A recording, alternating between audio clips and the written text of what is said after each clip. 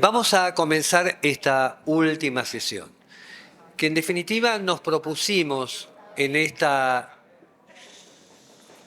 última sesión poder aprovechar al máximo nuestros invitados, gente que nos está orientando en términos de contenido, de orientación en general, y casi como un punto de lo que podríamos llamar un cierre que abre, porque esa es la idea, no es un cierre formal, sino en realidad es un cierre de esta jornada, pero es una apertura al pensamiento que debemos seguramente seguir dialogando. Les pedimos a Assaf, a Cecília, a Daniel y a Ruth que tengan la libertad de poder plantearnos 2, 3, 4 puntos, ideas que les parecieron interesantes a partir de lo que fueron escuchando durante este día y medio que compartimos. Con lo cual no hay un tema único, sino que cada uno va a tratar de compartir con nosotros como si fuera en el camino, en la idea de cómo estamos andando, con qué nos quedamos, con qué seguimos pensando. Y probablemente algunas cosas tengan que ver con lo que hemos comentado y algunas otras tienen que ver con disparadores para seguir pensando. Así que esa es un poco la idea. Les pedimos que tengan 5 minutos máximos a cada uno y sí, la idea es que después tengamos la posibilidad de que por lo menos 1 minuto reaccionar, si es que quieren, a algo que dijeron los demás. ¿Está bien? Si no están de acuerdo, mucho mejor.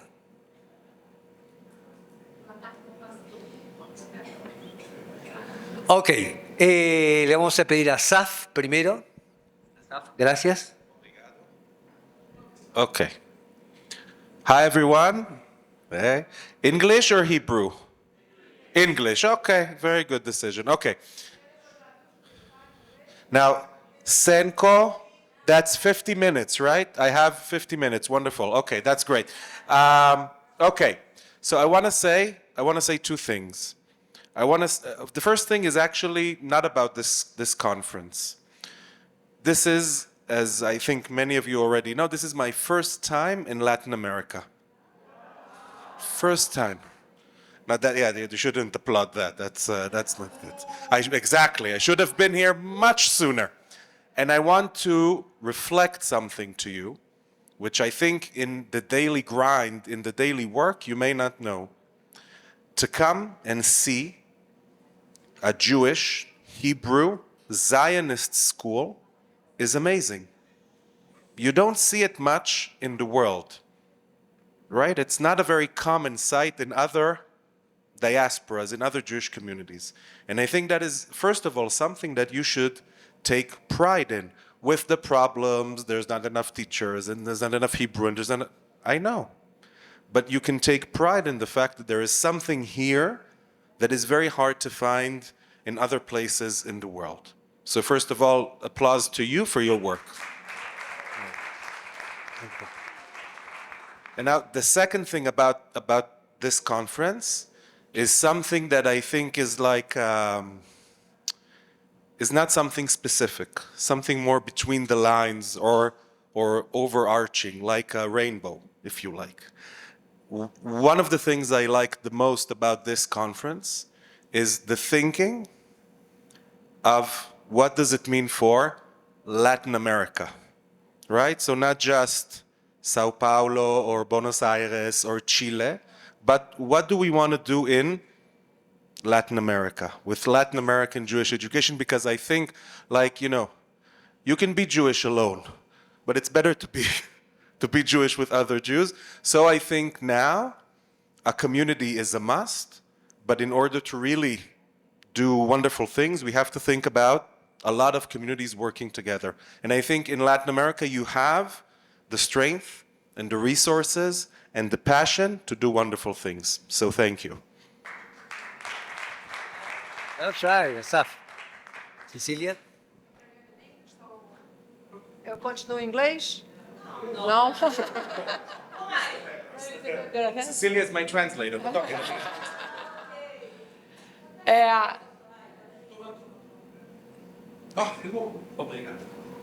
Uau! A primeira coisa que eu queria falar também é que não surpreende, mas eu acho que me faz me sentir muito bem, é o orgulho que vocês têm pelo trabalho de vocês. Leadership, liderança, é fundamental para o trabalho que vocês têm. Afinal do dia, ser educador, ser chefe, é conseguir ser líder. Que as crianças, os jovens que olhem para vocês dizem, uau, eu quero escutar eles. E uma coisa que eu senti aqui forte, e hoje, se vocês notarem os papéis, o que tem mais, é o de manter. O de manter tem 13, os outros têm 10, 11. E eu tive nas 3 mesas. E o acordo maior foi o que vocês querem manter do colégio de vocês. E eu acho isso incrível. Quer dizer, o orgulho que vocês têm do trabalho que vocês estão fazendo, e não existe nada mais, mais do que formação, de não sei o quê. Andar com segurança e ter orgulho do trabalho que um faz é uma sorte para o aluno de vocês. Então, aplausos, incrível, de verdade, que os alunos de vocês têm sorte de estar com vocês. Para mim, eu sou da América Latina, eu nasci aqui, trabalhei 30 anos na Europa, e, sem dúvida nenhuma, é incrível ver o nível da educação judia na América Latina. Eu, quando era professora em Madrid, eu não devia contar isso, mas eu vou contar, eu fui diretora do Colégio Judeu em Madrid, o fato de ser, não estou exagerando não, da América do Sul, para mim, era um fator que fazia que eu... essa professora, assim, eu vou contratar. Sem dúvida nenhuma, vocês têm uma tradição, uma formação. O nível das conversas aqui foi impressionante. Então, continuem assim. E aí, meu segundo ponto. Continuem se apoiando. Sem dúvida nenhuma, os colégios têm diferenças. Todo mundo falou aqui, mais religioso, menos religioso, currículos diferentes. Não importa. A única maneira da gente manter a educação judia, reforçar e não deixar que se acabe, como está acontecendo na Europa, é vocês se unirem, vocês fazerem mais disso. Hoje em dia, a gente estava falando isso agora, o encontro físico é fundamental. Agora, hoje em dia, vamos acrescentar isso ao mundo digital. Façam isso mais durante o ano. Se reúnam. O fórum que foi criado hoje, parabéns. Isso é fundamental. A gente só vai conseguir encontrar soluções para todos os desafios se a gente estiver juntos, dar as mãos e poder se ajudar. Eu abro minhas portas já, todo mundo se acercou, e falo do fundo do meu coração. Eu vim de fora, sei o que é ser educador na diáspora. Eu, durante anos, tentei que pagassem educadores como vocês, uma formação para vocês. O United finalmente está pagando, e, para mim, isso... Eu celebrei quando eles deram dinheiro para fazer isso. Então, continuem se ajudando, e minhas portas estão abertas. E último ponto, e aí acabo, cada um tem uma ideia diferente de para que tem educação judia, para que tem colégios judeus. Eu, da minha experiência pessoal, todos os problemas que eu passei quando era pequena, antissemitismo no Brasil, acho que a identidade judia é fundamental. Eu, hoje em dia, moro em Israel, e, como eu comentei hoje e ontem, uma coisa que eu aprendo todos os dias com o israelense é pisar forte, é não ter vergonha, é dizer, por exemplo, uma coisa que eu sofri muito na Europa, como pode ter antissemitismo, vamos tirar a kippá da cabeça, ou não vamos dizer que a gente é judeu. Meu nome é Cecília Waisman, eu não vou dizer Leia, vou dizer só Cecília, assim talvez ninguém vai me atacar. Não. O que eu aprendo em Israel é que vamos pisar forte. Quando você pisa forte, as pessoas te respeitam. A cultura judia tem muito para contribuir para o mundo, não é pouco, não. Tem muitíssimo. A gente tem orgulho da nossa cultura, então vamos passar isso para os nossos alunos. Para mim, isso é um colégio judeu. É um colégio que consiga que os alunos tenham orgulho da nossa cultura, com as diferenças, com discussão, como ele falou. Discutir é ótimo. Eu não preciso concordar com ela em tudo, mas vamos ter orgulho, inclusive, dos nossos debates. Então, vamos tentar realmente aprender com os israelenses, que conseguiram isso. Para mim, é o maior achievement do país. em Israel. O maior achievement de Israel foi conseguir criar um povo que tem orgulho do que ele é. Então, vamos tentar aprender com eles. Muito obrigado. Foi uma honra estar aqui com vocês.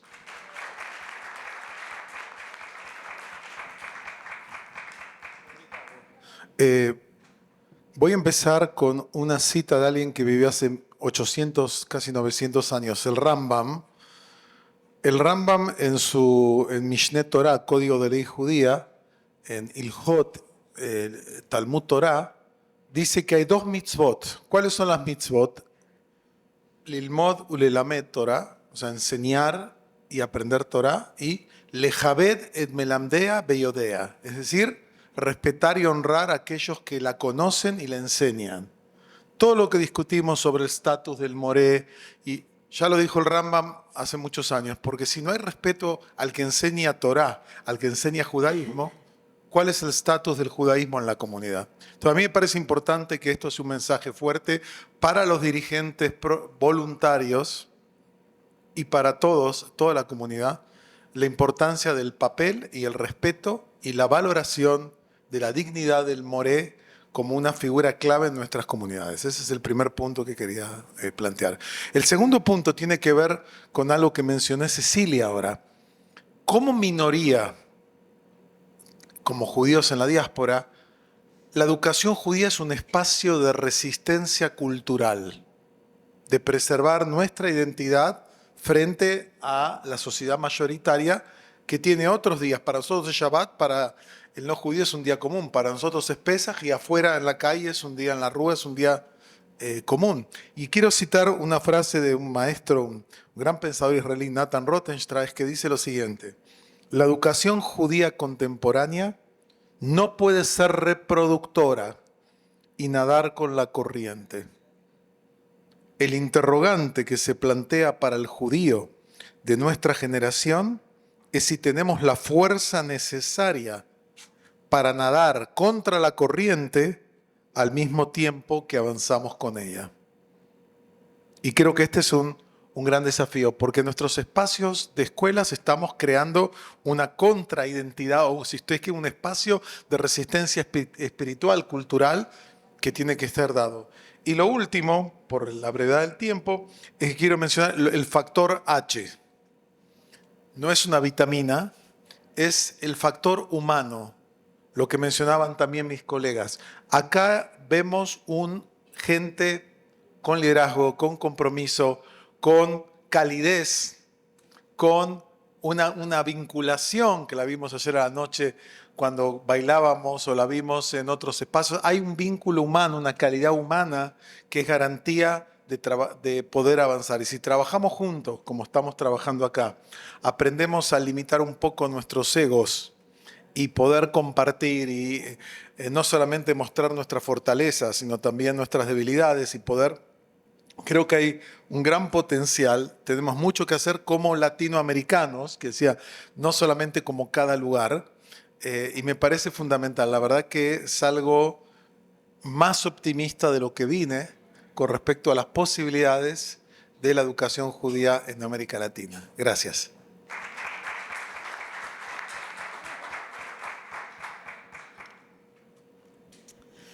Tov. So it is my first time in Brazil, and all I have seen in Brazil is the airport, the way to the Hilton, and this is it. So I will say some insights that I saw, but I apologize if I get it wrong, because I'm not sure I'm right. It's just like notes to myself. So first of all, I did fall in love with the Brazilian Jews, as you are. For example, the fact that you didn't run away. In Israel, when there is a conference, after the morning session, everybody runs away. And there are fewer and fewer people every hour. And here, whenever Annabella said, come at 3, no, come at 2, everybody came. And this is very refreshing. There's something honest and hardworking, like charut, and warm and generous and professional, and there's some joy and humanity, and so humanity. There's a feeling. I was cold. I came. I had no clothes. I went to the mall, tried to buy a jacket. I couldn't find anything. And then two friends that I met here for the first time one of them took me home and gave me shoes, socks, a coat, and a sweater. That never happened to me anywhere in the world. I don't think it can happen anywhere in the world, except for here in Israel.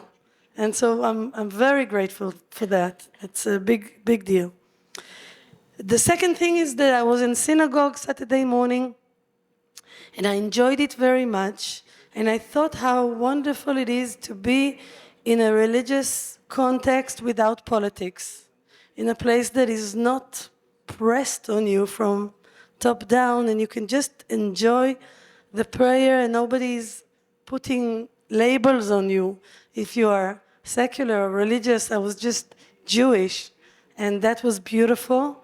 And also everything was aesthetically beautiful. The Kiddush was with nice vessels of, everything was beautiful, and I thought, am I in a synagogue? Like, I'm not used to, it's not the usual aesthetics that I see in a synagogue, and that was very beautiful. The third thing is, so freedom of religion, I wanted to say. The third thing, it might be not so polite to say, but you allowed me. The situation that we are eating and other people are serving us. And they take the plates before you finish.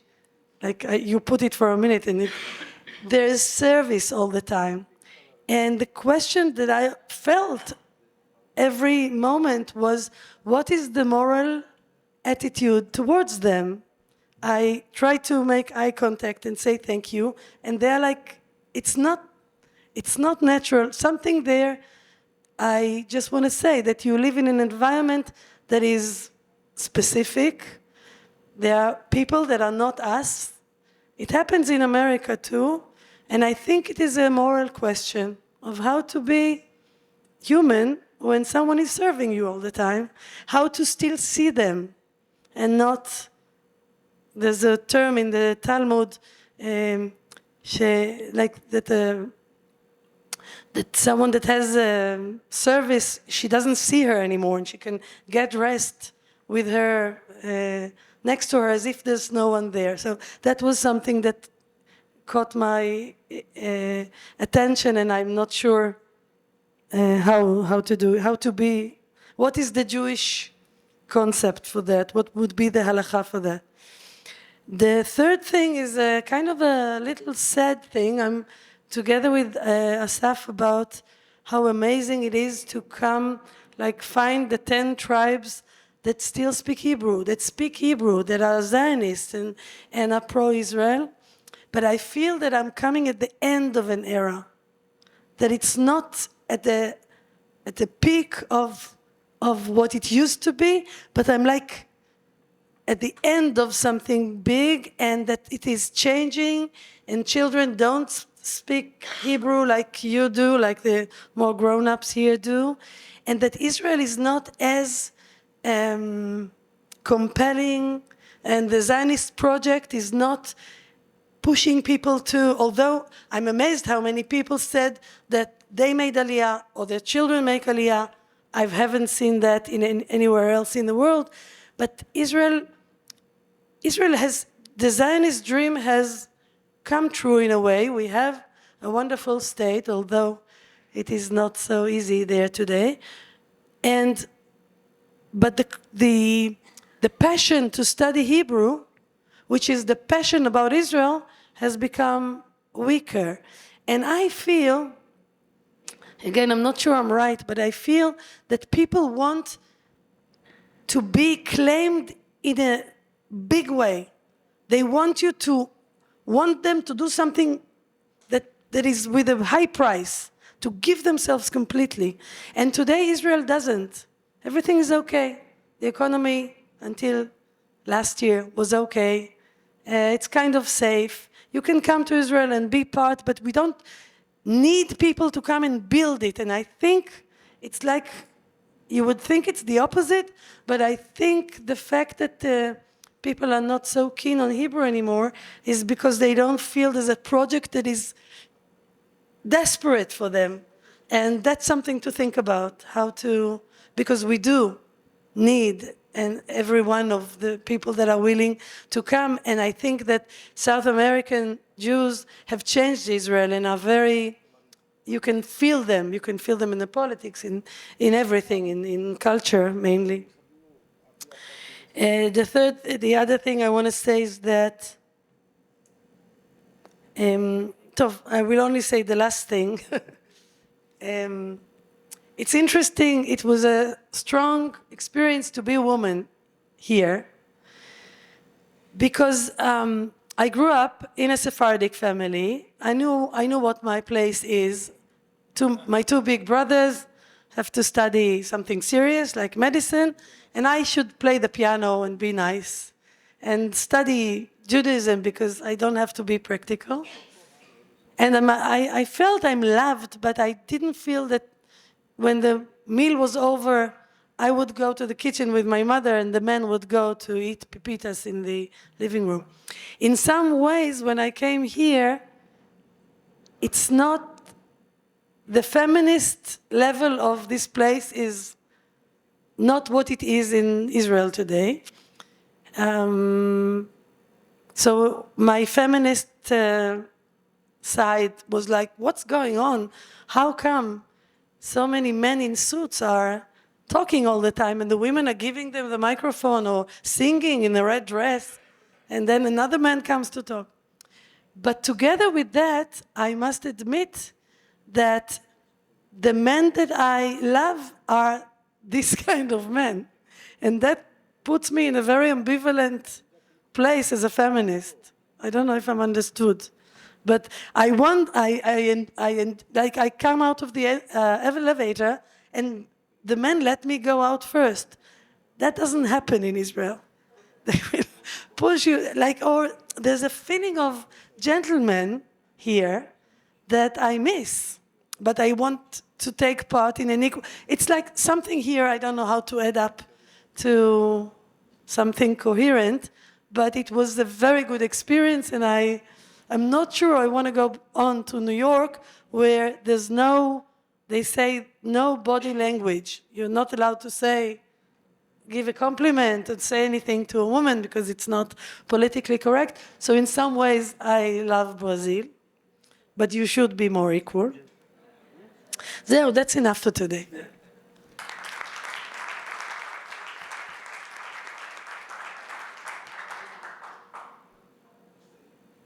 Something? No, I just wanted to reinforce what you said about Israel. It's funny. I think it's a lot to think about. A lot to think about. I think the relation between Israel and Jews.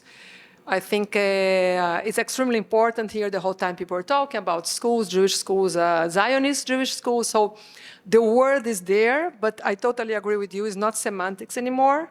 There's a huge change in the relationship, in the expectations, in the demand. And I think if all of you truly think the schools should be Jewish and Zionists, as you guys are always referring to, you have to rethink what does Zionism means today, exactly, because it's totally different, to be able to lead this to the students that you are. Many times when I give talks with the Jews of the diaspora, there's a sort of demand. We don't receive this from Israel. We don't. But when you say it's true. We have to rethink. Jews of the diaspora have to rethink what Zionism we are talking about. You mentioned Jewish peoplehood, which is a very interesting movement that I think it provided a different look of Zionism, a very important perspective, which talks about reinforcing this Judaism, reinforcing the roots of Israel, of Jews all over the world, because Israel exists today. So sort of what Jewish peoplehood is trying to bring is everyone, once upon a time before Israel, we were always dreaming with Israel. Israel today exists, not a dream anymore. It's a reality. So Jewish peoplehood is about creating Brazilian Jews that feel proud of being Brazilian Jews, Argentinian Jews that have, to strengthen this root because Israel exists, with a strong connection to Israel. I would say, first of all, to continue, I don't know if continue, but to point about what you said now is that I'm very happy to be in a position in my professional life in United where the Israeli government comes and says, we want to reach out and strengthen Jewish identity in the world, right? Which is not something that has always been the case. So I feel very fortunate and to be in this position. But Cecília, also you said before that there's something to be learned from the Israeli chutzpah and right, pride, sure, okay, pride, yeah, ga'ava, that to walk assuredly forward, and I think there is. I think, like what you said, one very positive thing that Israel can give is that it can give the assuredness for Jews all over the world to take that step forward. But I also want to flip that and say that as much as that is true, I feel that many times I would like us Israeli Jews to learn something of the humbleness and flexibility and something of saying, I don't know if I want to fill the whole room with my presence just because I came, right? Jesus says, okay, wait, let me see what's going on here. And I think, and this is to say of what could be a new relationship is a partnership where we try and see what each of us has to bring to the table, right? Like a good Mishnah or a good Talmud, right? Like Chachamim and Rabbi Akiva and Rabbi Tavon, everyone has something to say because we're Jewish, but everyone is also right, and you try to make the most out of that. Okay. Short anecdote.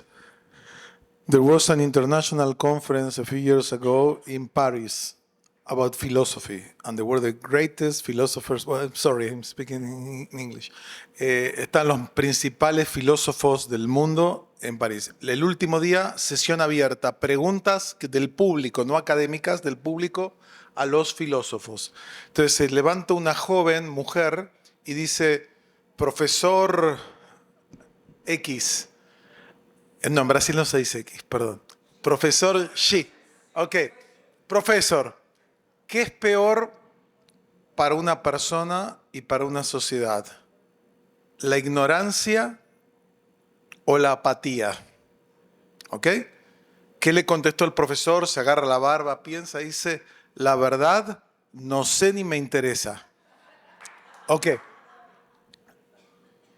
Aquí hay ganas de conocer y hay compromiso, no hay apatía. Es lo que se respira entre todos y creo que eso es muy bueno. Queremos conocer más, tenemos que conocer más en nuestras áreas como profesionales, en lo que no sabemos de la comunidad, de cómo manejarnos. Está eso y también está el compromiso, no la apatía. Los que estamos acá nos interesa saber, por ejemplo, un tema que apareció mucho es ¿qué hacemos con los que no están? Y cómo los atraemos en el marco de la educación judía, sin olvidar que el desafío más grande es qué hacemos con los que sí están. ¿Estamos haciendo lo adecuado con los jóvenes que están en nuestros marcos? ¿Estamos aprovechando la oportunidad de tener los 5 años, 15 años, 18 años? ¿Estamos dándole los que podrían o estamos perdiendo oportunidades? Creo que son preguntas que nos tenemos que hacer. Gracias.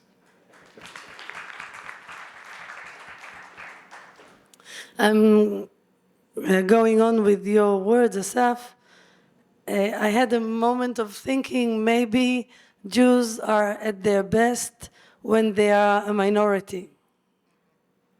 There is something to learn about being more modest, being more quiet, and also something else that you said, that there's a special tone that is Brazilian and that I wish it won't become the same McDonald's Judaism all over the world, and never accept anyone from the outside telling you that this is more Jewish or the right way to be Jewish, because you have a treasure of specific Brazilian, and I'm sure that in Sao Paulo it's this, and in Brasilia it's that, and I would like to come and feel and see the specifics. That is one.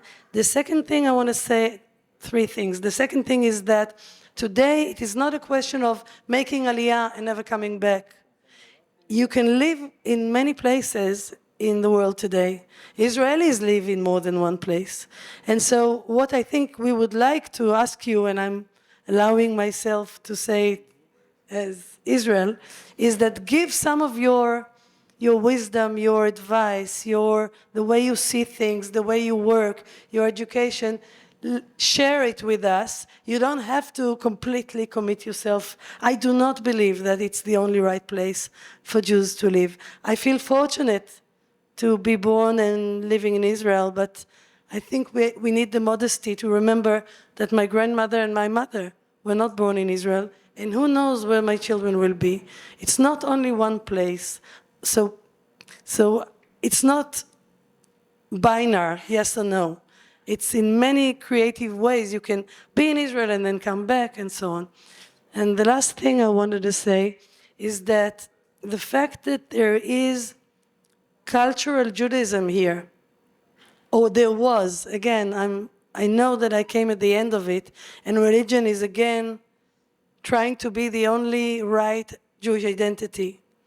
And I don't think it is. I think I have a great respect for my religiosity and for religious Jews, but it is not the only right way to be Jewish. And culture encompasses all kinds of Jews, and every community should have the right to live its Judaism in the right way that they choose, that their ancestors gave them, that their history gave them. And please keep that Tarbut and Echad Ha'am and Bialik and all these sweet names that we need in Israel back today, because secular education in Israel took the role of being the majority education and lost itself. And here there is something like a Bialik school or a Tarbut school that I want to come and learn again how to do it. And please don't give up on it. And thank you for hosting us. Thank you for the great opportunity.